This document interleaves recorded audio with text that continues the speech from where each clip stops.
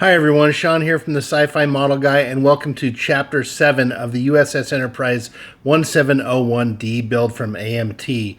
Short intro today, guys. I'm not feeling too well, so I'm just going to go back in and finish doing the editing and get this video uploaded for you. And I do apologize for not getting the extra video that I had talked about a few days ago, so we'll pump out a couple extra ones here. So good news is I've got all the names recorded for the giveaway, so that is locked down, and I want to thank everyone for their subscriptions and their likes and their comments and entering the contest. Really looking forward to getting that built for you guys. So on to what's in this video. So there is a lot of stuff in here. We're going to be talking about the scraping of the windows on the saucer section and the techniques that were used.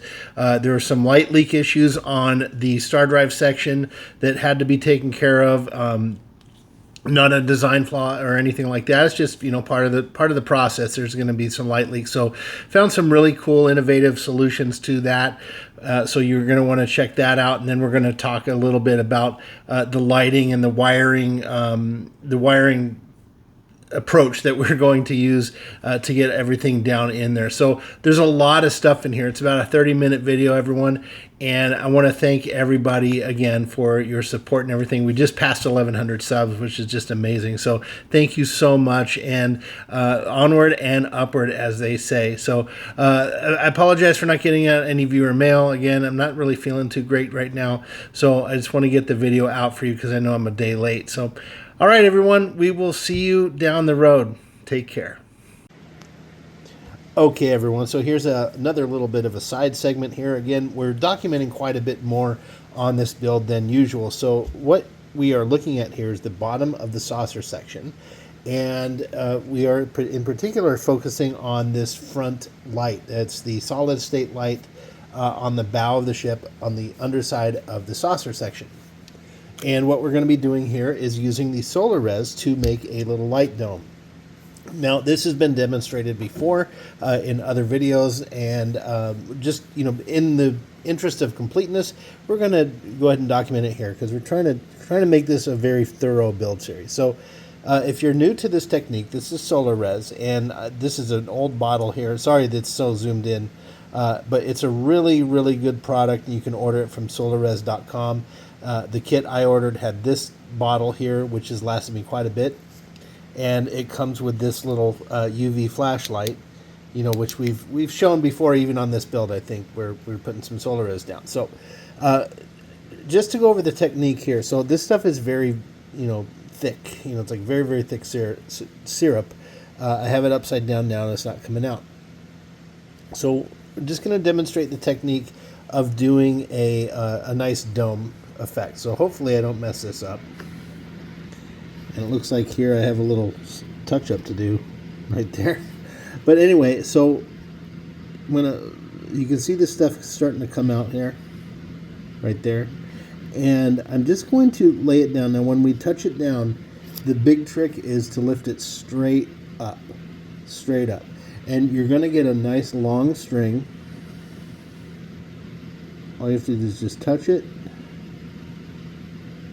And we're lifting it straight up, and you're going to see this long string. Do not panic. Just keep lifting it straight up.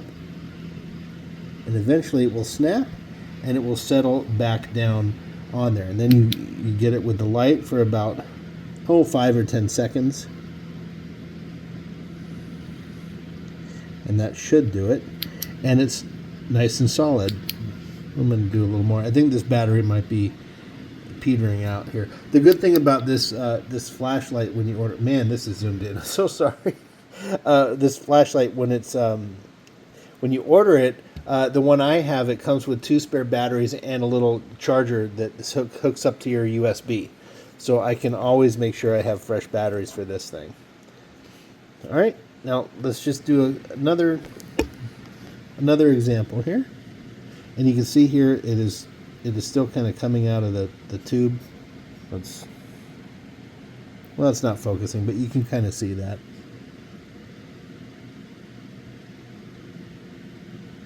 Lift it straight up. Whoops. Okay, now that got a little bit messy.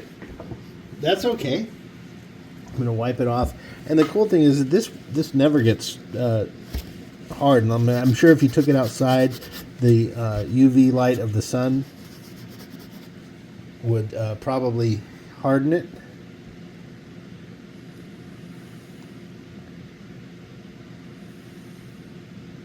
But other than that, I just wiped it off.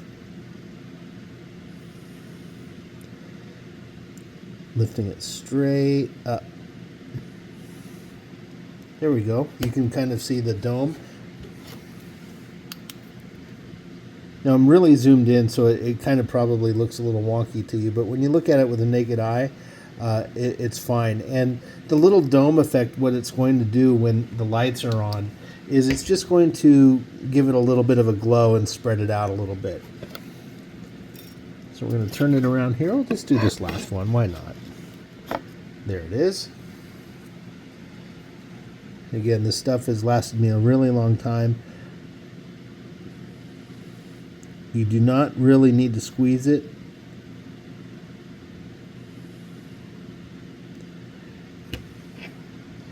Maybe a little bit more.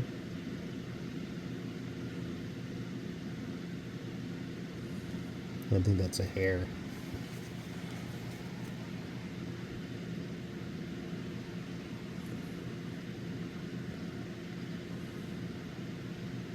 Straight up.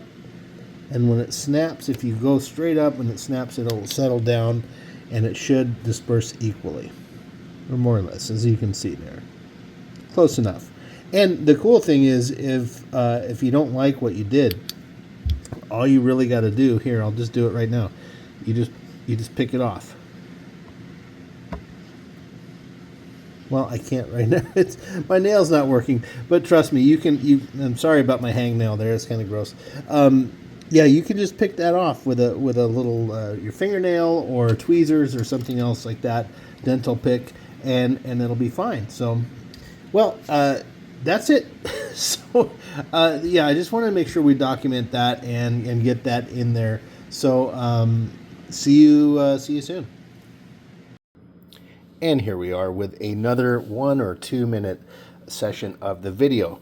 And in this part, we're going to be installing these little photo etch parts to the back of the saucer section. These are painted and, well, they're primed with the Tamiya white and then painted with the AS16, the same base color as the ship. And if you see here, we did mark out some of the these squares here. And what we're going to be doing is we're going to apply some super thin CA glue to the ship here, and then we're going to very carefully be laying down these bits there. So before I do that, I'm going to go through and just clean up. We're going to clean up this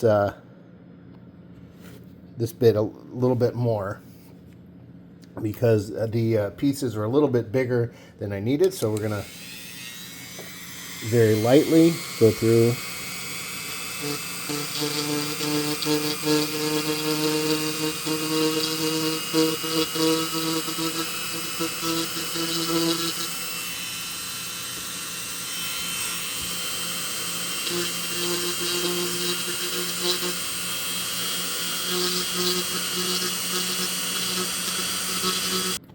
Okay, that should be good. Sorry about the little edit there. Now, let me zoom out a little bit more so you can see what I'm doing here. So I've got my little kind of throwaway palette here, and I'm going to just put a little bit of this glue down here. And it comes out really fast. It's super thin. We don't need that much. And I've got this little rubber applicator there.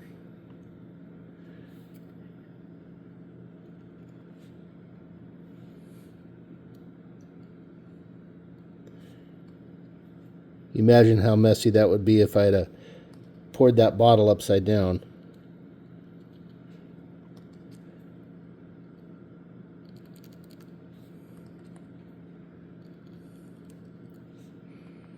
Let me get both of it at the same time.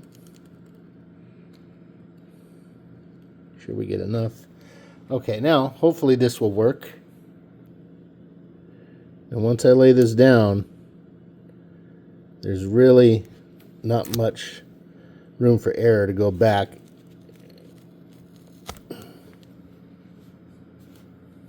I just laid my hand down on the palette. Well, it's not 100%. We may need to use a little putty. You can see there, maybe I did go a little bit wide with it. Well, the photo etch is on there, guys. Sorry about the bad edit. I had a goof, a little spill here, and then got my hand stuck to some glue. Just a bunch of klutzy stuff. Anyway, they're on, and you can see here there's a little bit of putty there that I put around the edge. Now, just to be clear, I don't have a ton of experience with photo etch stuff, so this is probably a pretty poor job, if I say so. What I probably should have done was lay down these photo etch pieces there and draw a marker around to know exactly how much to peel away there with the Dremel. But as it is, you know, looking from back here, it's going to look just fine. From viewing distances, it should be just fine. I just got to get some more paint. I got to decant a little bit of the AS16 there and go around the edge and clean that up. And then with all the decals on and when the lights are on, it's going to look just fine. I'm pretty confident with that. But you know, warts and all, we will document all this stuff. So I would recommend, if you're doing photo etch, go ahead and watch a few videos on techniques to do. Is probably something I should have done, but I didn't. So we're going to continue on. Stay tuned. Okay, another short segment here, and we're just going to document here how we're scraping off these windows. Now, again, all of the light blocking was done inside with black first, so that when we scrape off these windows, lights that we didn't mask off previously should come a little darker. Now, just because of the nature of the plastic, some of the light actually does leak through, like kind of sideways. It's kind of hard to describe, but you know, when you illuminate this stuff from beyond, it doesn't just come right through one hole. It will diffuse through. So you'll see some of these windows that have been purposely left dark will still emanate a little bit of light. But right now we're just going to document a little bit on how this scraping is. So I've got my handy dental pick here. It's the one with this hook. There's a good shot of it right there, and it's nice and sharp on the edge. And this I've found is the best one to use. So pardon my voice if it seems too close to the camera, because I have to lean through, and I've got the lights off here, so it's a little bit difficult for me to find where I'm scraping. I know you can see it clearly, but I am having a hard time. So we'll just go here, and I think I did do this one. Whoops. There's the oh yeah, by the way, the light table thing that I made is right here, and this thing is proving to be absolutely invaluable to me. So this one actually, on the underneath of the saucer here that we're doing, is light blocked well. I think it's just the nature of these lights here. And pardon me, I do need to turn on a little more lights there. I just cannot see. So I'm scraping these off, and I've got this little brush here, and this is really nice to have. It's important to have so you can go back and scrape these more if you need to. So this one I'm scraping here is actually one of the windows that we blocked out, and this is a lighter one that we intended to be lit. So you can see the difference there. And again, we are going through and scraping each one. Now this one is unlit. This one is probably unlit too, but you can just see a little bit of light coming through on that one. To the naked eye, it's not really apparent, but I can see it through the camera and a little bit with the naked eye. It's enough to be noticeable for sure. So this is very exacting. I've come through multiple sessions of this. You know, I do a little bit at a time. I make sure that my hands are clean, because this paint has not been clear coated yet, and our hands produce oil and sweat and all that stuff. So I do take frequent breaks and wash my hands and make sure they're dry, get some water, that sort of thing. So now this here, I haven't scraped these out, but they're light because the paint didn't get all the way down into the window. So when we scrape it, it really shines through.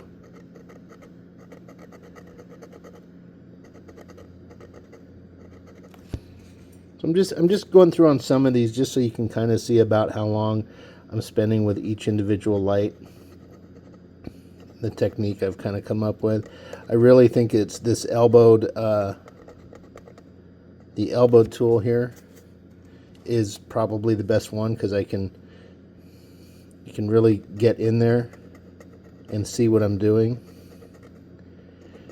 Now you still want to be very careful doing this, and this is going back to the reason why I didn't put too many coats of paint on top, because if this was all smooth, I would have been running this pick all the way up and making really nice squiggle marks, and you'd see a lot of mistakes.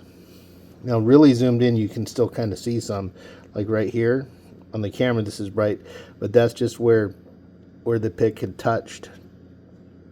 So if you're not right in that groove, you're going to have to come back and make some corrections and spot it. Thankfully, I've only made one or two very slight ones, and I might not even have to go back and make any corrections, knock on wood.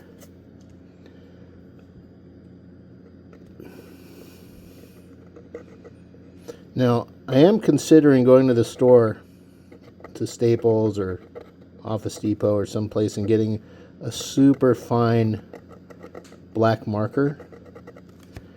I'm going to give it a try on some of the more inconspicuous parts of the ship to put the marker down on these windows I don't want lit. I think it should be okay. Hopefully I could find one that's thin enough that'll fit in here. Or if at any rate I can just do a few. We'll see.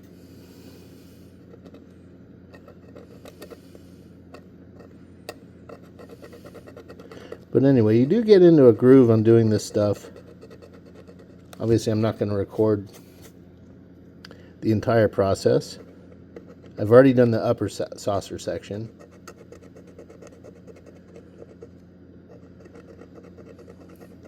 And it is a kind of a whoops. I just almost scraped the ship with the pick. What I was saying is it's really a neat feeling when you get one of these windows that you did intend to light up and it illuminates when you scrape the paint away. It's kind of a cool feeling. Like there we go.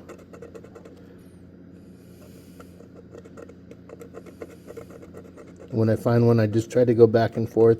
Again, not too fast, not too deep, not too much pressure, because I do want to stay in the little groove of the light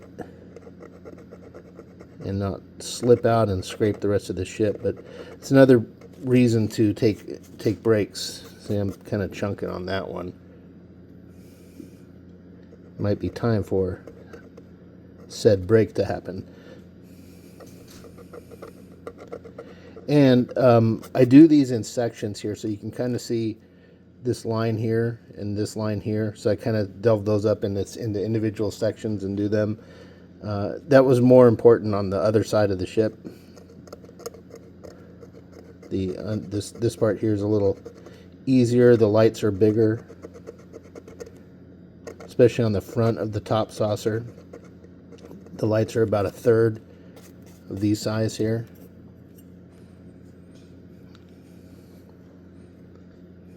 Yeah, I'm really getting a little chunky here. It's time for a break. But yeah, I wanted to document all this for you. We'll just finish this part here. Again, it's one of those things where you can really start to get in a hurry, and you think about how many you have and how far you have to go, and and you start wanting to hurry up. But there we go. So you can tell which ones are lit up and which ones aren't. But if I can go and find a marker that's thin enough here, that might really make this thing pop, and it should be good. So yeah, I think we have a good technique here. Found a good solution for this, as well as building this little light table here. This thing has been invaluable. I'm really glad that I thought of making this thing, and maybe in the future I'll build a bigger one. But this one serves me good, serves me well rather. Sorry, because if it was too big, you'd have light sticking on the outside of this, and it would just blind you. This way, with this size, I can control it and keep it in individual sections, and have it more controlled. So again, just to recap what this is, so there's a thick piece of styrene there, and then on the corners here, I just cut a bunch of squares, you know, just to lift it, give it a little lift. And then this is a clear piece of styrene, and then in there is just a couple of LED strips that I wired up, and they go out here and connect to the power supply. It's really super simple, but really a great tool, and I know I'm gonna use this a lot in the builds to come. So okay, so that's it for now. Well, then, we have really made a lot of progress here, everyone. So let's catch up here on the main drive section and the neck, the Cobra head. As you can see here, all of the tape has been taken off, and there is a little bit of overspray that happened here, but this has been left as the translucent plastic. There's no paint on here or anything, and that's because we're going to glue. I'm going to glue the saucer section onto here, and that's just a personal choice. I don't want to be able to take it off. I want it permanent, and because we're going to have wires going through there and all that, so it wouldn't make much sense to have it be able to be pulled apart. So everything's pretty much installed here. I've got the little impulse engine light there. Now there is a weird gap that did appear at the bottom of this, so I'm going to have to tackle that in some fashion after. And then when we attach the saucer to it, we're going to have to feed the wire through here and go through here. So right now, the step that I'm going to be taking is just to secure the Cobra head, or the neck. I keep calling it Cobra head because, I mean, look, we're going to secure that to the main frame. Now, as we talked about in the beginning, I think in the unboxing video, this here has to be really solid, really secure. We're going to use a lot of glue. I'm hoping I don't get too much over spill from here, but if I do, we'll take care of that with some sandpaper and just reapply some spray paint over here. The model has been painted here, and I have scraped off all of the windows here, and we did do a little session about that a little while ago, and you know, I've gone through and scraped off the ones that are lit, and then we've taken a little marker here, which I don't think I talked about. It's a 0.05 millimeter black marker, and all I've just done is gone through and marked with this marker on the windows that are not going to be lit, and it turns out really nice. So you can see here on the windows, it's really kind of hard to tell which ones are marked and which ones aren't, but when we illuminate it, you can see. But we'll talk more about that later. For this part of the video here, we're just going to be securing this on. But so I want to call out that the plastic here has really been cleaned. I've really cleaned this off as much as possible. There's probably still just a little bit more that I can do here. You know, I did it and I stepped away, and I want to come back. I want to make sure every bit of paint is off of here that I can find, because this has to be so secure that it's going to hold the enormous saucer that we have. And you saw how big it is with all the coats of paint and the wiring and the nav board and everything else that's going, the lights, all that adds a lot of weight. And this part of the ship right here and here, this connection is going to be holding all of that weight. So it's really important to get this part glued on there really well. So for this part, I'm going to be applying the glue to all parts here, and even on this side it has been cleaned off really well. You can see there on the outside part here, on the inside part here, anywhere there's glue has been cleaned up. So before I do that though, I just want to call out here, and if you can see this, there's a let me get the light shining in there. You can see this wire. It's right about where my finger is, and it's kind of brownish right now. That's a little piece of fiber optic wire, and I secured it to this LED with some solar res, and that is coming out here. And that light was painted a little bit red for the photon torpedo, and then I painted the front of this like a darker gray, and then put the solar res on top. So if I can do it, you can kind of see, hopefully, the light there. It's kind of difficult to have it come through, but it does shine up nicely when we turn on the lights. So that's the importance of this part of the video, everyone. I really wanted to make sure and document this. So I'm just going to go ahead and do it. I'm obviously not going to film the whole thing. What I'm going to do is apply the glue here all over it, feed this wire through right here. It's going to take a little bit of time to make sure, because it's kind of messy.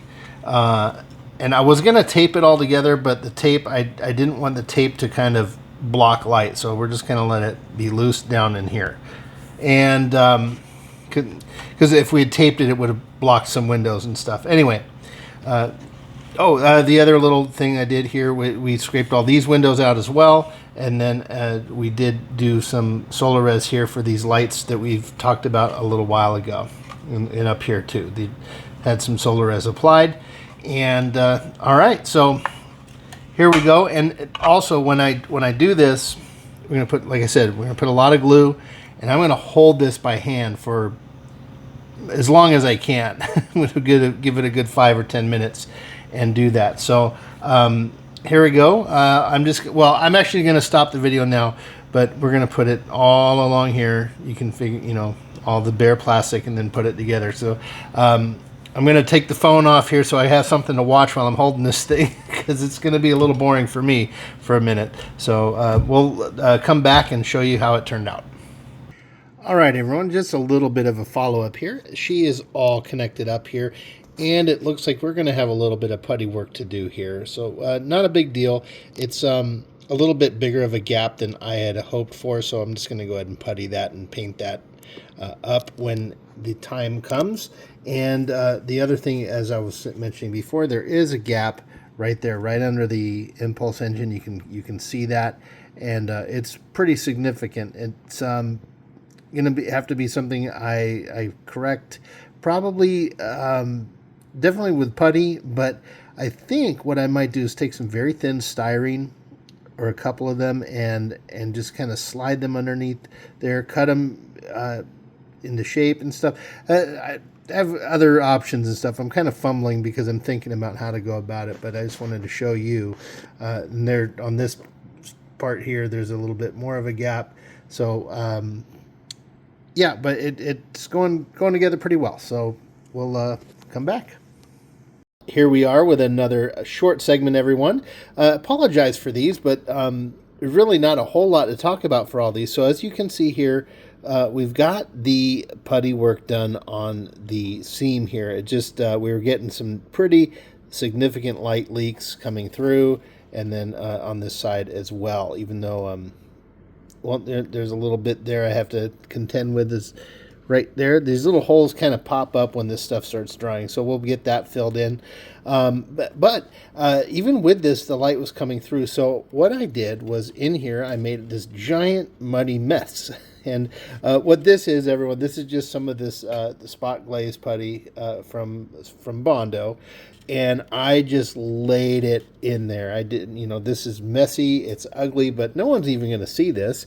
So the it's just really thick on there, and I just piled it on as much as I could, kind of smear in there, and it's just covering everything. I didn't want any light coming, bouncing through the plastic, so it's just, it doesn't have to be pretty or nice or anything, so it got rid of all the light leaks. Now the only one left is right here under the impulse engine. Let me get the, you can kind of see it that way. Let me try to finagle this. There we go. You can see that that light leak right there on the bottom. So what I'm going to do, I thought about doing styrene, and I thought about doing some CA glue, but I decided to go with the liquid mask here. And if you haven't seen this before, this is a technique I'm sure a million people have done, but I thought of it on my own anyway. And I put it in this little bottle here that you can get off of Amazon. Let me zoom out here so you can see this.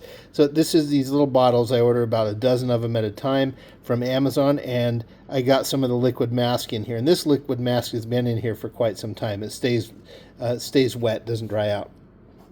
And these things are great because you can really get a controlled bead of this liquid mask out. You know, you've got to push a little hard, but see, there it comes out like a little worm.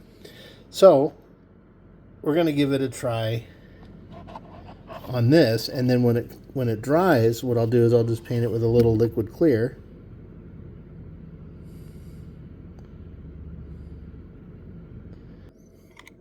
All right, everyone, had a little bit of a mishap in the edit there, so I decided that going from the inside is going to be a little bit better. I could probably afford to be a little bit more sloppy with it, because this stuff will dry clear.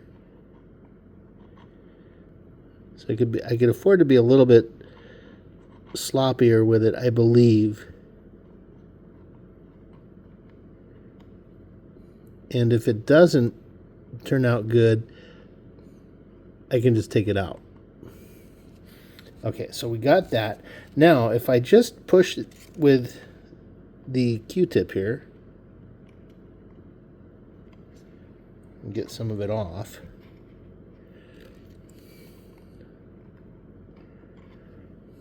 that should push it into the gap there. That's the hope anyway. It might take a couple of attempts to do this, but it looks like I got it. Let's take a look on this. Yeah. There you go. You can see that little fine bead. I'm going to do the light. Yeah, look at that. That came out really nice.